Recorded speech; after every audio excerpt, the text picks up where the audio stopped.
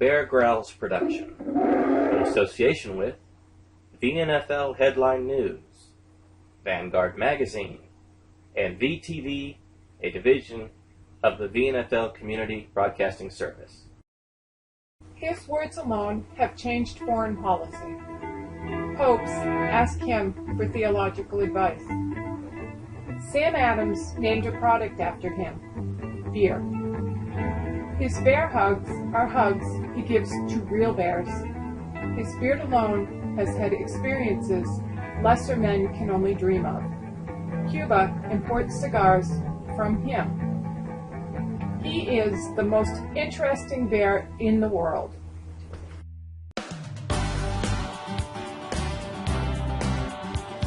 Welcome to VTV's The Bear Grylls Show, starring Bear Grylls.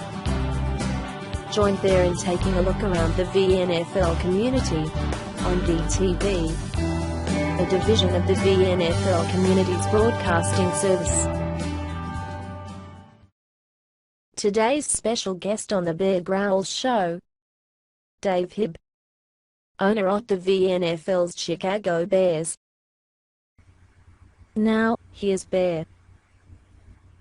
Welcome to the Bear Grylls Show, our premiere episode and my first foray into internet television, so try not to be too critical. I think we've got a great show coming up for you today. Later on, we have an interview with Dave Hibb, the owner of the VNFL Chicago Bears and the House League's Brooklyn Brawlers. Dave is a very insightful guy, knows a lot about the game, and he's fun to talk to. I think you'll find the interview really entertaining. We also have a game segment coming up in which I'll be putting together a basic offensive game plan for any owner who's having trouble getting things going. It'll be a good starting point. Probably won't win you any championships, but it'll be a good place for you to start from, and then you can make adjustments. And that's what game planning is all about, seeing what works, what doesn't work, and making adjustments. Finally, we'll have a word from Hyperion, who got bumped from today's show, but we're going to have a little spot from him just to prove to people that he's not the same person as Nick and I. So why don't we get to it? Oh my God, it's Hyperion. He's like real. Yes, my name's Hyperion. I am real and not a figment of Bear's imagination. I run The Sims in the VM The House. I pretty much keep up with the website and do maintenance. I got baseball.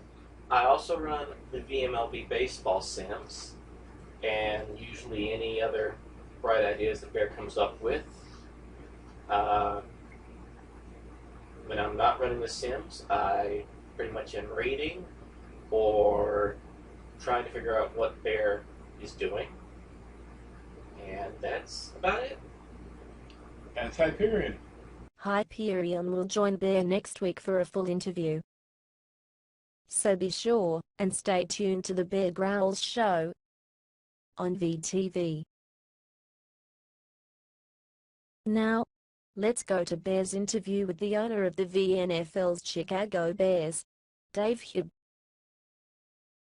Dave, welcome to the show. Thanks for having me. You're a pretty big guy. You sure you don't play middle linebacker for the Bears instead of own them? I wish I did. Your Bears are having a pretty good season. Chicago's been to the playoffs 2 years running and looks like they're set for a third. In your eyes, what was the key point in turning this franchise around that allowed you to revitalize it and make it the team it is today? The good trade, getting a player of that quality, and also when I took over the Bears, a lot of money was invested on the offensive line and defensive line and the skill position. So it was getting Gunn. That's what turned us around. So you got no regrets on the Stephen Gunn deal? No, it was being fantastic for us. It's worked out pretty well for Nick as well, I think. Yeah, Gunn's having another good season. I did notice his production's down a little bit. Is that because he was hurt earlier this year? Yeah, we banged up for a couple of games, and also I think I screwed up a little setting the depth early this season to give Acevedo some carries. Lionel's had a good year. I thought Yeah, he he's was done. doing really well. I put him in on passing downs to try and utilise him a bit more because Gunn isn't that good out of the backfield in the passing game. He's only, I think he's about 300 yards short of being the all-time leading rusher now. He's Gunn, and I was hoping he was going to do it this year. I don't think he will. It might be next season, but yeah, he's having a good season. Is the machine, but he missed out on a few carries earlier. Talk to me a little bit about quarterback Vinny Soprano. Is he underrated? Does he get the credit he deserves? It probably doesn't. I brought Vinny in at the same time as Gunn to try and upgrade from Hoover, who really wasn't so good for us. And I didn't know a great deal about quarterbacks. I certainly didn't know as much as I do now when I got Soprano. Otherwise, I probably wouldn't have made the move. His sense rush isn't great. He hasn't got a great accuracy bar. I think they're the two big bars that people look for. But he's very careful, which helps us. I think his avoidance is probably top end. So he's good for us that way. But it just takes some. It took me a couple of seasons to sort of game plan around his weaknesses. I think, I think he's a decent quarterback. Certainly, top half of the league. You think he's ready to take you to the next level? It's hard to say. I mean, I'll swap him for Levan Lucas if Nick ever wants to do that. I know he's not too keen on Lucas, but it's good enough to get to the playoffs, and if we can get in the playoffs, then I guess anything can happen. Speaking of the playoffs, are you guys ready to play with the elite teams of the V? You had a good, solid season, 3 in a row now, but your Bears lost 2 games in the division to the Packers. You lost to the Saints and the Dolphins, and you lost to the 14 no Patriots, so everybody's lost too. Is this team ready to take it to the next level and compete for the NFL championship? I think getting to the playoffs is the main thing. I think we're not there yet. We've got 2 tough games coming up, and Carolina are winning games, Washington's in the hunt, so Philly and Detroit who were playing the last game, so we're not there yet. I think one win in the last 2 games will probably get us there, but we're certainly not there yet. And I think when everyone's fit, we've missed Singleton this year. He's missed half the season. I think he's one of the top receivers in the league, and we're looking forward to having him and Dale Roundtree together. But it's not been the case. Yeah, he's had a great season for us, and it would have been great to have had Singleton and him together. I mean, you can't cover them both, and if you cover one of them, it empties the box for Gunn. That was the plan for this season, but injuries played a part. But we're not quite there yet. I think we're a few pieces short of being good enough to really mix it with the big guns. And what do you think those pieces are? I think I need to get better at game planning. We could probably use 1 or 2 really top guys on defense, on the defensive line.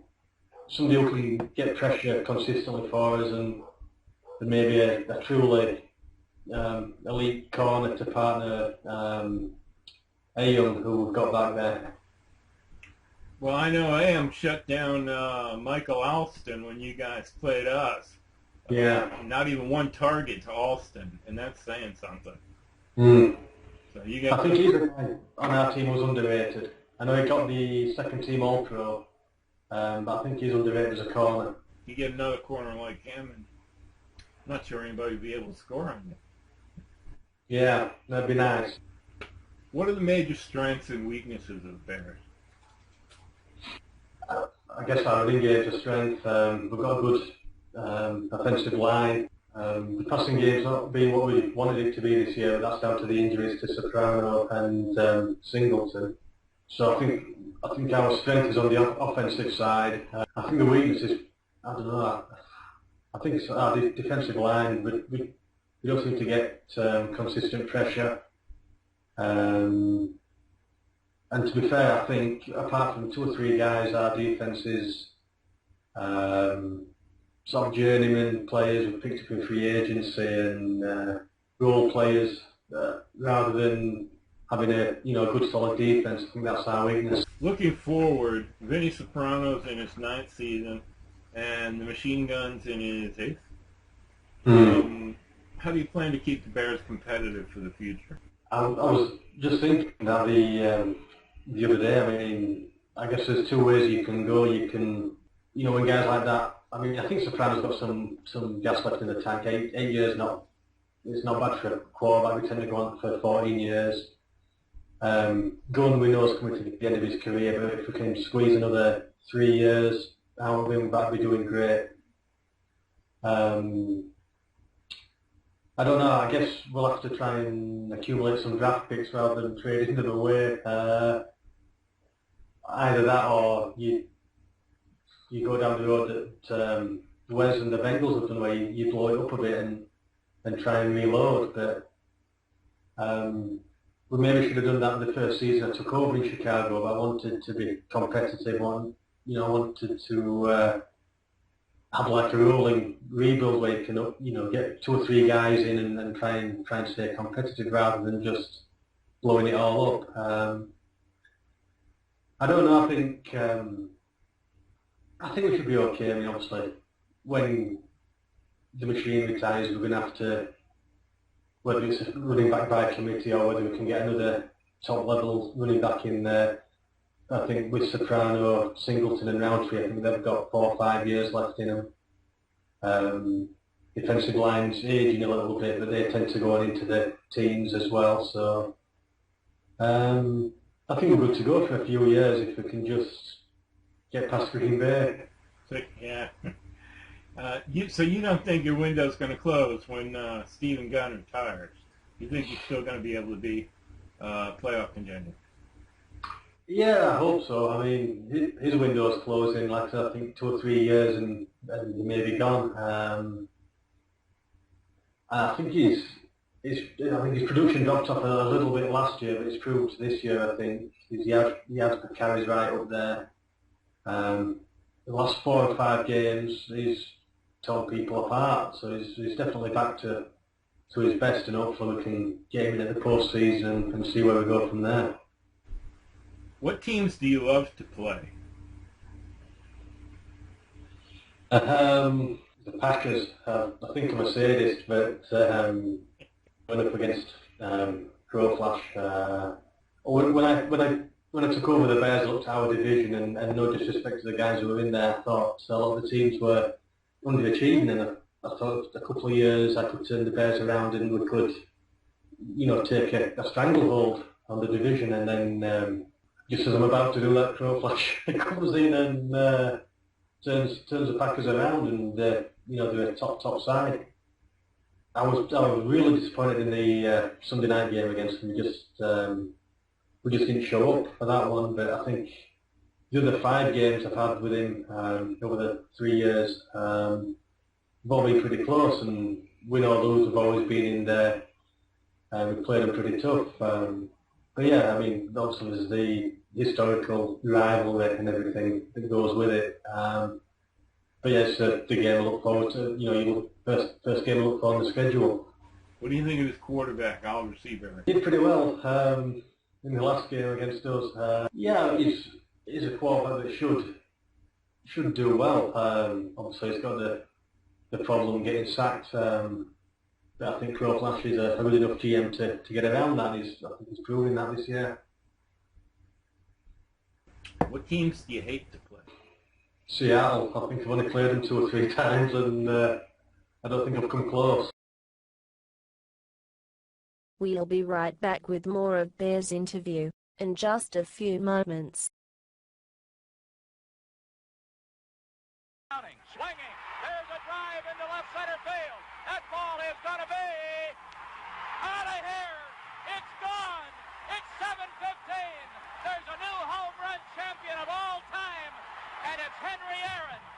Want to relive the glory days of baseball in the 1970s? Join the V's VMLB Baseball Mogul 2012 League, and run your own baseball team in the golden age of America's national pastime.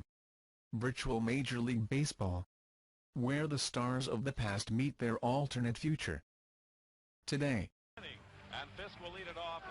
There it goes, a long drive. If it stays fair, home run. And Carlton Fisk had a lot of little boy in him right there. Join in the glory days and fun of baseball during the 1970s, by signing up for the VMLB today. To join the VMLB, just email vmlb@bellsouth.net. That's vmlb@bellsouth.net. Now, more of the interview.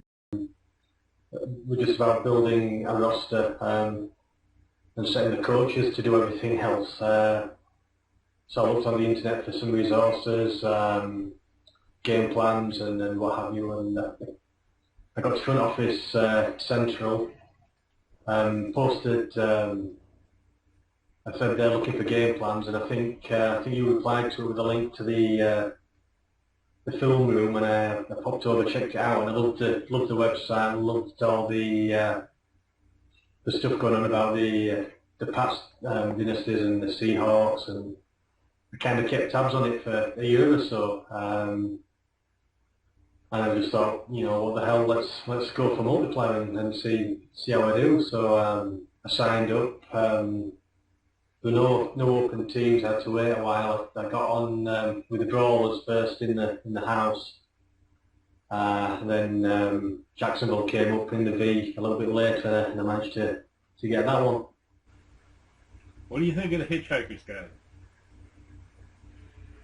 Yeah, that was one of the things as well. When I was, you know, new to the game and new to the website, I spent hours just going over it. Hours going over the round table guides. I love those. I think, well, I hope with the way the game's moved on in the few years since they were done, and the different philosophies on how to play the game, I hope somebody can come back and do some more of those. And obviously the game plans that you put up there, the training wheels and open up a little, and some of the Smash Mouth and other game plans you put up there. I think it's great. Someone shares that. Not many people get to own their favorite team in a front office football league. Yeah. You had an odyssey to get to Chicago. Like you said, you started off with Jacksonville. How did you end up with the Bears? I got the first season out of the way with Jacksonville. We made the playoffs. I don't know how we managed that. 8-8, but we made the playoffs, and I think we beat the Raiders in the wild card round, and then Hoosier knocked us out on the way to the bowl. And I just, I think it was Enemy who was the GM of Chicago at the time. I just sent him a message asking if he fancied swapping franchises, and he told me that he was already in talks with Isacco to go to Pittsburgh. So I then contacted Isacco, and we had a three-way switcheroo. I don't know how we figured it out, the draft picks flying around and God knows what, but... That's a pretty unique experience. Yeah. Pretty big trade. I don't think we did great out of the draft picks that were flying around, but the aim was to get to Chicago, and I gave up a few picks, but it's well worth it to run the franchise that you love. What's it feel like? Yeah, it's great. I mean, so it'd be great to get back there, and it's great. It gives you a bit more motivation. The wins are that bit sweeter, and I think the losses are a bit harder to take. I just wish, the aim is to get to a ball game, to win the ball. Symposium called "Let's Talk Defense" a little bit ago. Yeah. What were you hoping to accomplish with that? I think most of all I want to give a little bit back to to the community. And around that time, I think it was when Benny Lou brought out his offensive game plan package, and everyone was going on about the Run and Stun and the I can't remember the other one, the Insomnia, and all the game plans he brought out. And everyone's talking about cohesion and chemistry and high-powered passing offences, and I just wanted to put a different slant on things. Being a Bears fan, I love defence, and I know a few other guys in the league, like I know Crew, he loves his defence as well, and I know Yoda's always been sort of mentioned as a defensive game planner, so I just wanted to get, see if we could help guys along who weren't so good at putting defence together. Were you impressed with the people that took part in it? Oh yeah, I mean the knowledge of those guys. Guys like Bill and Yoda. Those guys have been around and built champion teams, and other guys like us can only learn from that, and that's what I want to do. If there's one thing that you wish the average owner would take from that symposium, what would it be? I think just to spend some time on defense. I think a lot of guys spend a lot of time on the offensive game planning. Maybe just go with something more vanilla on defense, or even Rex defense. I don't know. All the buzz that time when we brought it out was all about the offense, and I just wanted to put a bit of focus on the defense. Dave, you've been great. I'm really glad to have you as a guest on my first show. And just thanks for being here. I really appreciate it. And yeah, thanks for having me. It's been fantastic. It's great. The V's amazing, and this is just another addition to what's a fantastic community. And now, our segments of the game feature.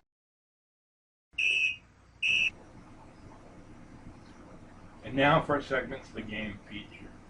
In case you're wondering, I'm wearing my North Star State Polar Bears cap in honor of my 5th House Championship, which I just won 2010 season with Tom Brady at quarterback.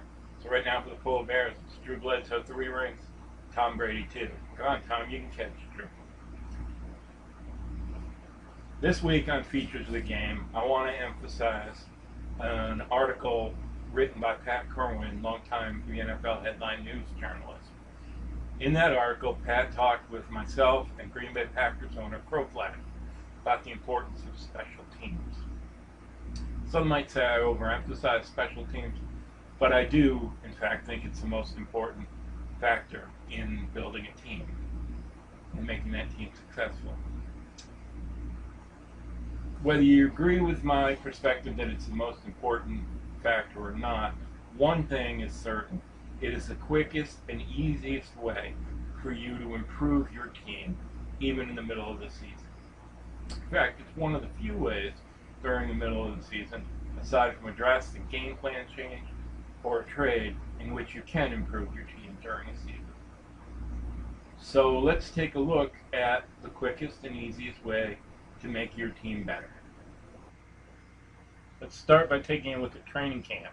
If you zoom in real close, you can take a look at and see what I set my times to in each area of my team's preseason preparation. I set the exact same time for special teams as I do for my passing game, my running game, and my defense. I think it improves special teams drastically. Benny Lou from Front Office Football Central said you can get by with a minute. One thing I do know, you can't get by without any time. I tried it one season, it destroys your special teams. So you have to at least practice special teams sometime. Practicing it an equal amount helps. You be your own judge, it's your team. Now that we've taken a look at the quick and easy part that you can do before the season to improve your special teams, let's take a look at the quick, easy, and inexpensive way even during the season, that you can improve your special teams and improve your team. Here we've got the basic front office football screen. Let's take a look at how to improve our special teams. First, we're going to open up the roster screen and go to recommend player. We're going to look at all non-kickers. We're going to scroll down to current special teams. And we're going to search. And then we're going to look at a player like Joel Dressen, who doesn't have much of anything to offer, except he's got a very impressive special teams bar. I'm going to go after him. We're going to offer him the veteran minimum, but because we want to keep other teams away from him that just might offer him the basic screen, we're going to offer him enough bonus to still keep him at the veteran minimum, but give us a slight edge contractually. And then we're going to submit offer. Okay. Click yes, yes, and in single player he accepts our offer. In multiplayer, of course, you'd have to go through more. We're going to take a look at another guy, Kelvin Benson, who both has a good special teams bar and can also help our team as a great long snapper. Contract, again, well, he's a first-year player, he's a rookie, so he's not going to be able to get veteran minimum, but still, we're going to offer him a $50,000 bonus anyway, figuring that most teams are going to offer him just a basic contract package. We offer it, he accepts again, and especially in a multiplayer, you have to go through it. We're going to add another guy. He's got a good special teams bar. He's another rookie. You'll notice all these are tight ends, but this applies to wide receivers, safeties, cornerbacks, linebackers. We do the same thing. We offer him a small bonus. We submit the offer and we get him. The basic idea is you want to focus on his special teams bar. Again, this guy has good long snapping, so that's nice, a nice plus. But and add as many of these guys as possible. I like to take a lot of my backup position and just focus on the special teams bar. Now that we've done the quick, easy, and cheap part, we have to deal with the real pain in the ass part of special teams. And that's the point and click fest of going through your 53-man roster and setting not recommend to guys who have poor special teams bars or our offensive and defensive linemen, quarterbacks, or kickers and punters, and set recommend to on for the players who you went out and signed and have good special teams bars, or the starters on your roster who have good special teams bars and you want out there on the field. There's nothing you can do to stop offensive or defensive linemen from playing on some special teams downs. Otto is going to make a certain amount of linemen play just like they would normally during a regular football game. I turn them all off. I have no idea whether they're good or bad. Each one's good or bad because their special teams bar isn't displayed. And I let Otto sort it out. But the one thing you can control is turning off your bad special teams players and turning on your good special teams players. Let's take a quick look at that. Okay, so here you have your basic roster screen. You're going to start at the top, Tom Brady, set to encourage. We want to turn off his special teams, so we'll do that. And right here you just cycle through the next guy, Brian Hoyer, set to encourage. We want to turn that off. Kendall Lowe, set to encourage. We want to turn that off. Fred Taylor, set to encourage, has a horrible special teams bar. We turn that off. Kevin Falk has a 76 special teams. We want to leave him encouraged. Sammy Morris, bad special teams bar. We turn him off. Ben Jarvis, Green Ellis, bad special teams bar, we turn him off. Danny Woodhead, bad special teams bar, we turn him off. Again, we just cycle through this. We're turning off all the guys who are poor at special teams. Even a guy like Algie Crumpler, who has a good long snapping, we turn him off if he has a poor special teams bar. Because if we set him as a long snapper, he's going to play, even if it's set to not encouraged on special teams. Now let's say that this guy, Joel Dreesen, that we signed, was set to not encouraged. We click the special teams bar to set him encouraged and move on. Rob Gronkowski, 44 special teams bar, we're going to turn him off. Aaron Hernandez, great special teams bar, we turn him on. And so forth and so on, and that's it. You just do that over and over and over again, and that's how you set your roster. It's just a point and click fest. And that's how you set your special teams. It's quick, easy, inexpensive, and the most trouble it is going through the point and click fest and setting guys to not recommended and setting guys to encouraged.